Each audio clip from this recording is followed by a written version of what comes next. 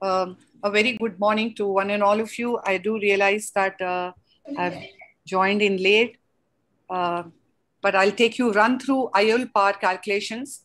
Today, where we stand, it's become so critical for us to understand all those salient factors of IOL power calculation and the role of biometry and the need of getting the best vision, the target emmetropia for all our cataract surgery patients. Now, if we look into it, the first IOL was discovered in 1940 by Dr. Harold Ridley, and in 1980s, he had it implanted in both his eyes. And today, the way we stand, 90% of our patients can get target emmetropia within plus minus 0.5. So in essence, it's all about careful biometry and choice of the right formula. Today, we have the Immersion A-Scan, we have the IOL Master 500, 700, and the Lenstar, each with different principles. But what we need to know is that with an ultrasound, the penetration is lesser, far lesser than that would be with these optical biometers. And the fixation point or the fixation check is so very optimal with these optical biometers to the extent that one is measuring up to the internal limiting membrane and this measures up to the photoreceptor. And this brings on an average difference about 200 microns in different measurements. And the more accurate you are in the measurement of the axial length, more bang on is the emmetropic outcome. But you're doing quite fine with the immersion biometry if you understand the principles that the spikes have to be equal. You need to have those scleral spikes to know it is well aligned. You need to keep your gain as low as is possible so that you just get these spikes. You do not compress on the eye. If you keep these values in mind, you could be, and the principles, you could do a great job of it as you have these, the online calculating facilities which are available. However, today we are in the era of optical biometers with the PCI, the OLCR, and the spectral domain density, which has taken it to an entirely different level. The advantage of an IOL Master 700 is it uses the concept of a swept source OCT combined with the B-scan biometry. So you are able to scan the cornea and the anterior and the posterior layer and also measure the corneal thickness and the lens thickness. Most importantly, the fixation check is remarkable. And the extra facility which it has is the 3-zone telecentric keratometry. So we need to understand that the cornea is enigmatic. There are sources of error. The error comes because we are never able to very exactly measure the effective lens position. Maybe our refraction, post-op refractions are not that accurate. And we are always challenged in not getting the axial length measurement most appropriately in these extremes of axial length in a small eye or a large eye. And the cornea also contributes to the IOL calculation errors, especially if there is an irregular astigmatism or is it's a LASIK treated eye. So we have a conglomerate of technologies, some like a manual K measuring in the 3.2 millimeters, the IOL Master having 3 rings measuring 18 points on the corneal surface, or the Lenstar, which has 2 rings. And as close as you get to the center of the cornea, as precise it's going to be. The manual keratometry gives us the magnitude of astigmatism and the quantity of astigmatism. But when you look at the total keratometry measurements which are available with the IOL Master, it uses a toric surface to measure points on the anterior corneal surface, and with the swept source OCT, interpolates the values on the posterior cornea. So then you have your understanding of the anterior corneal astigmatism, the posterior corneal astigmatism, you have your corneal thickness measure, and you can incorporate this total keratometry which is arrived. And with that, you can add it to the Barrett's Universal 2 formulae, the Barrett toric formulae to form a Barrett TK toric, or you can go on to the LASIK, whereas you get Barrett treatment TK. So in the telecentric keratometry, what you need to understand, if your head is not even appropriately positioned with the chin rest and on the forehead rest, you could still get constant spot measurements, irrespective. That is, it is a distance-independent keratometry. That means there is a greater accuracy in your measurements, even if the patient is not well aligned onto the optical device. So then your pre-operative workup becomes critical. So you need to actually stabilize the ocular surface. Now look at this. This patient, it shows that the astigmatism in the left eye is plus 2.67, in the right eye is 0.5. Now, why is the astigmatism different? And then when you look at the corneal surface, then you realize that you're dealing with a very severe dry eye, and you treat the dry eye, and then you go back and see, then you find that astigmatism is similar in both eyes. And if you had not treated the dry eye, you would have been challenged. Again, look at the K values. Now, it appears that both eyes are nearly normal, but when you look accurately at the K value of the right eye, the right K1 and K2 is quite flat. So then you go back and ask the history, and then the patient casually tells you that he's a post-LASIK eye. Then you go back and immediately change your calculations and use the post-LASIK measurements to get bang on right results. So it becomes so important that you look at all these values when you're doing your IOL part calculation. You need to look at the validation guidelines. You need to verify the quality of data. Then you need to look at the IOL calculation formulae. You know that we started off with the geometric optics, and today we have moved on to the Gaussian optics, and more information is there. So then initially it started with the historical formulae, then came the regression, looking at the post-refractive results, then came the Vergence formulae, and then came the artificial intelligence, which is a sound statistical model. Of databases are brought in and ray tracing is introduced. So then, do you look at the newer formulas or to the older formulas? The newer formulas are getting better at estimation of the effective lens position. If the IOL is too much in front, then you need a lower power. If the IOL is little behind, you need a higher power. So these factors have to be factored in. Why is it not moving?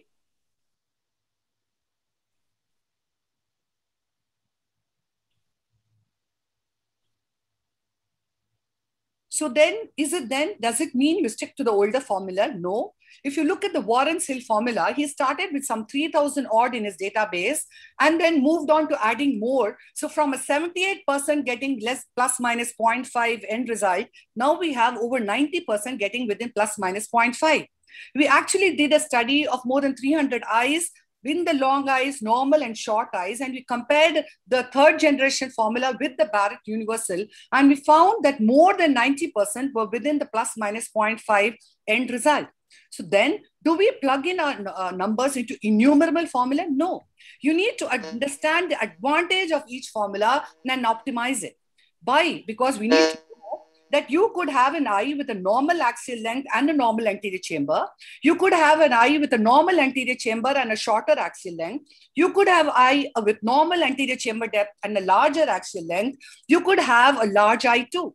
So when you go to extremes of eyes, you need to use a larger newer generation formulae, and look at the advantage of the Barrett Universal 2.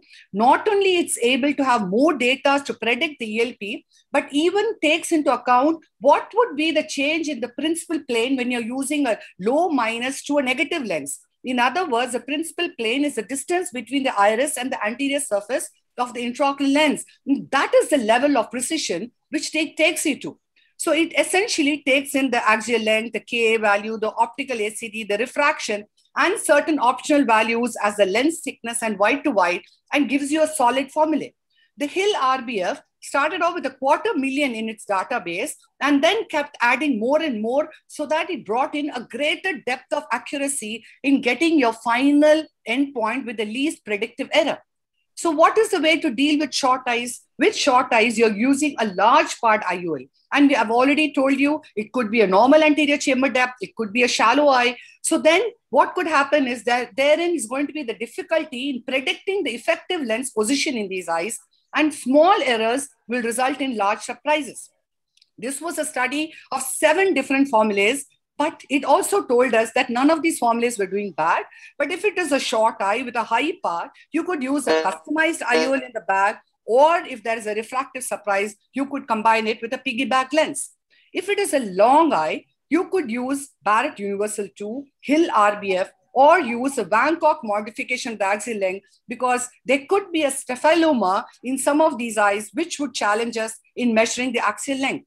When it comes to the post-refractive surgery eye, you have different ways of dealing with it. You could use the total K of the IOL mass of 700. You could use the EKR value of the Pentacam and look at the 4.5 millimeter measurement. You could use the Galilees. So then if you it takes you on from step to a newer levels. You could have an ASCRS formula, which uses different ranges of formulas for the if you have the pre-op refractive error with you, it gives you information if you do not have the post-op refractive error with you. I don't know why it is. getting stuck. I'm so sorry. So then what happens is it keeps on telling you different ways of how you could deal with it. It tells you how you could take your measurements with a post-myopic eye, post-LASIK myopic eye. You would need to use a IOL with a higher power because you're underestimating the K in these eyes. If you're using a hyperopic LASIK, you need to use the lowest power. But if you have access to the Barrett 2K, which you could do it either on your IOL master machines, or if you go onto the website, it uses a double K method and gives you a greater level of accuracy. You can even access it APACRS platform. The last bit is the radial keratotomy, wherein there is a lot of irregularities which come both on the anterior and the posterior corneal surface, and there is going to be a difficulty in estimation of the ELP. In those eyes, let's remember how close to the center you get is the most ideal. You could use the ASCRS calculator, or if you have access to the IOL Master 700, you could do well. But also remember in post-RK that there could be a transient hyperopia in the immediate post-op. So refraction stability occurs over 2 to 3 months. So we need to wait for that time. And in the toric calculators, you need to look at the machines. Do they have the Barrett algorithms involved in it? Or do they have a posterior corneal astigmatism measured? Are you going to use a website? Now, for example, here you have the immersion biometer. It is giving you all your values, right?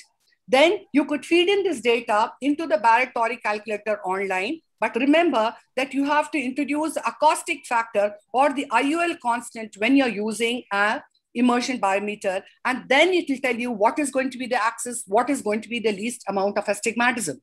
So there is so much more about IOL power calculations. It is important that you look at all your measurements. Don't remove yourself from the process and leave it to the optometrist alone. Definitely look at have an eye on the readings. Spend that extra time in counseling your patients. And believe me, you need to be constantly stay informed, understand the latest developments which are occurring, and ensure that your IOL power calculations are bang on all the time. Thank you very much. Thank you. A big thank you to our dynamic academic and research committee chairman, Dr. Chitra Ramamurthy. She is also the director of Eye Foundation in Coimbatore. Thank you, ma'am. I would like to ask Dr. R.C. Paul, sir. Sir, what is your, when do you decide that we would like to put a toric IOL in this patient? What is your astigmatism cutoff for patients? How would you like to guide the postgraduates or of when to decide to put a toric IOL? If it is more than one, if the cylindrical power is more than one. Again, what I would also like to add, you need to look whether the patient has a with the rule cornea or against the rule cornea. If the patient has a with the rule astigmatism, then you could possibly go up to beyond 1 and then fit a toric IOL. But if the patient has against the rule astigmatism, we need to understand that the value is going to be more. So you could be daring to implant an IOL, toric IOL, even at 0.75 diopters of astigmatism. Sir, a lot of these postgraduates will be dealing with post-refractive cataracts in times to come, sir. What would be your advice of the formulas they should use in post-refractive cataracts? I think Chitra has vividly explained, regarding the abnormal scenario. Just in general comment, whatever we do get as the science progresses, new and newer tools will come. Dr. Ajay Pal also has mentioned when the contradiction comes, probably one suggestion is relook at the test, and number two is having the clinical correlation.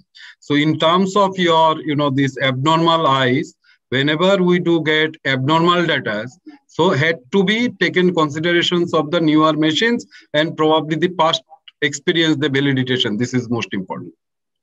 I have a question for Dr. Vaivekar, sir, because we are dealing with the postgraduates, and most postgraduates will be dealing with the ultrasound biometry, not the optical biometry.